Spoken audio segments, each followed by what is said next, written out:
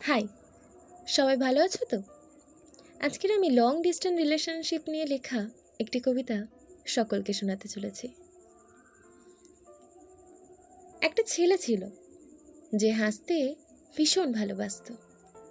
বেশিরভাগ সময় বন্ধুদের ফিরেই থাকতো।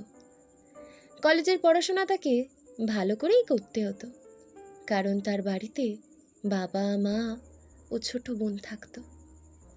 সোশ্যাল মিডিয়া তার জীবনের অন্য গল্পই লিখেছিল, তাই তো তার মন দিল্লির এক মেয়েকে ধরা দিয়েছিল।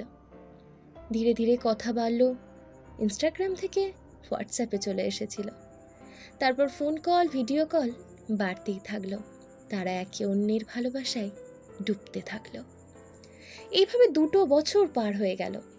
পরের বছর মেয়েটার জন্মদিনে দেখা করার জন্য সে দিল্লি রওনা দিয়েছিল। সেখানে যখন তাদের প্রথম দেখা হয়েছিল, ছেলেটার মনে হয়েছিল তার স্বপ্নের রাজকুমারী তার সামনে এসে দাঁড়িয়েছিল। সারা দিন দুজনে একসাথেই কাটালো। কত কথা, কত প্ল্যান তারা একে অপরকে শোনালো। ছেলেটার মনে হয়েছিল থেমে যাক সময়, যাতে আরও কিছুক্ষণ তারা একসঙ্গে কাটাতে পারত। কিন্তু অন্যদিকে তখন ট্রেনের হুইসেল বাজছিল। নিজেকে বোঝালো, ফিরতে হবেই আমাকে, যোগ্য বানাতে হবে নিজেকে। ট্রেন প্ল্যাটফর্ম পার না হওয়া পর্যন্ত তারা তখনও একে অপরকেই দেখছিল। বাড়ি ফিরেও তাদের আগের মতোই কথা চলছিল। সবকিছু যেমন ছিল সেইভাবেই কাটছিল। হঠাৎ কিছু মাসের মধ্যে একটা বদল লক্ষ্য করা গেল। ছেলেটা লক্ষ্য করলো এটা কথা খুব কম বলছে।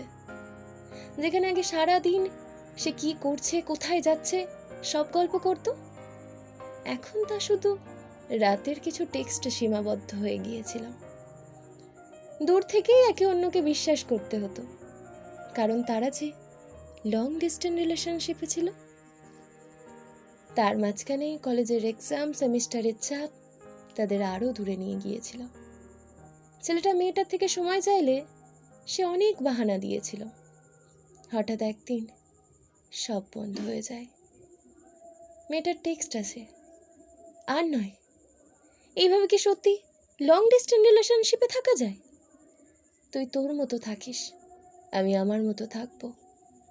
আমি সত্যিই ভাবতে পারি না রে, আমার বাড়ি ছেড়ে তোর সঙ্গে গিয়ে অত দূরে থাকবো। তারপরে আর একটাও টেক্সট কোনোদিন আসেনি। ছেলেটা গুমড়ে গিয়েও নিজেকে সামলাতে পারেনি।